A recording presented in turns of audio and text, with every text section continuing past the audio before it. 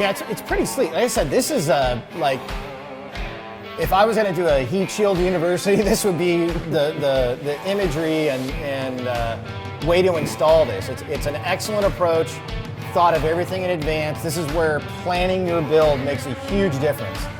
Matt's got some, higher end customers, and these people don't want to be burning their feet. They don't want to get a car back, and a lot of builders will think of the insulation and the interior as an afterthought. Right. Whereas you and your team have got it all lined out in advance, and you guys have planned it from the beginning. That's why you guys do excellent work here. That's why I can't wait to bring my car down. It's funny that people, when they think of heat, they want to keep the heat out of the interior of the car.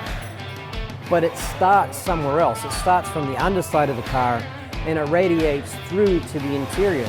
So you'll see a lot of people, and it's kind of like in the mainstream media and whatever, they're addressing the heat that's already being radiated into the car. Right. And you can't address that because it's already there. Yeah, it's harder. It's a lot harder to get it out of there. Right, so it's a lot harder to get out. So if you get yourself a nice black sticky substance and then you put some foil or whatever it might be on the top side of it, and you've got this black barrier underneath, what happens is that barrier now becomes the same temperature as what the floor is. Right. So then that nice silver layer, in my opinion, and from what we've seen in our testing, because we've done a lot of stuff on the dyno, just had the cars sitting there with all this radiant heat, what we've found is now that beautiful slick silver barrier becomes a heat transfer. Yeah. So now that you've got a floor pan that's hot, you've got some sort of black stuff, whatever you want. Butyl is usually like yeah. the sound Yeah, that's insulation. what it is, Butyl. yeah. And it might even So- have some goofy logos on there, Yeah. not just foil, but it's still conducting. Yeah, and then the final foil on top. So the butyl that's in there,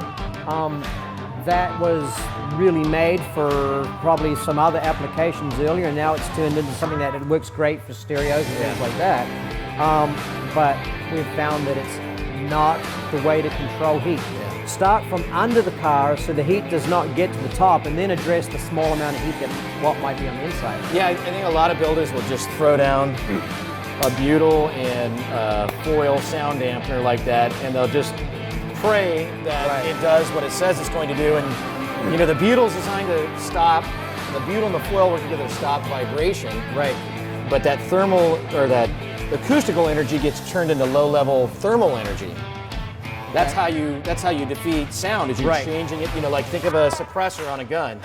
When they're firing a round out, it's quiet, but that suppressor gets really, really hot. So you're changing the energy there, and that's kind of one of those things where, by experience, that what you've done in years past. Try to do it underneath the vehicle if you can. Try to stop it, either on the exhaust itself, or like Mr. Couper and his team have done here, underneath the vehicle, shield the heat away.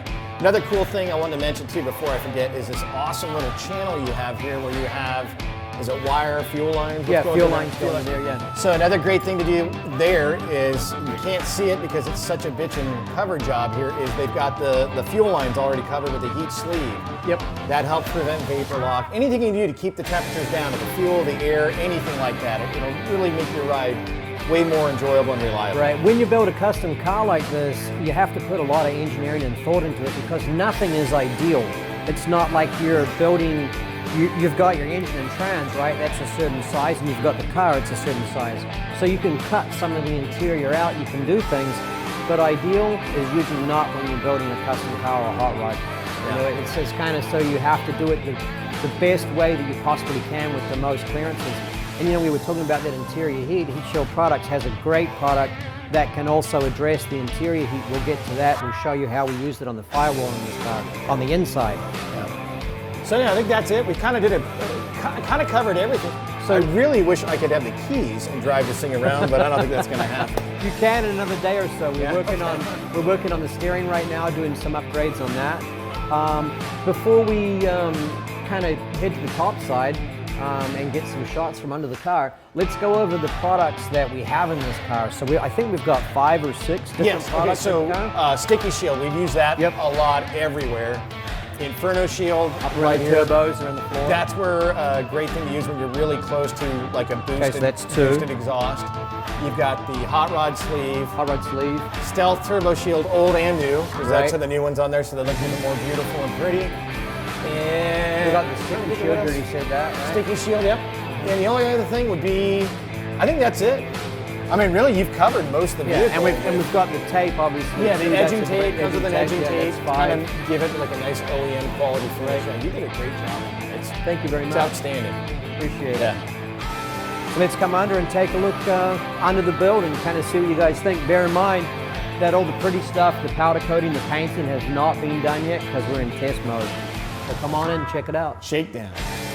Okay, thanks for watching, everybody. If you liked the video, just go ahead and give us a thumbs up, and you can subscribe to our channel. Yeah, 2 thumbs up. Yeah, there you go. Subscribe to our channel, Heatshield Products, and also check out the Autoworks Parts channel on YouTube. Subscribe to there as well. And leave us some suggestions, what other videos you want to see us do, what other kind of installs, that type of stuff. And we greatly appreciate it. Thanks for watching. I'm Matt from Autoworks Parts. Check us out, and then, see what sort of videos we come up with.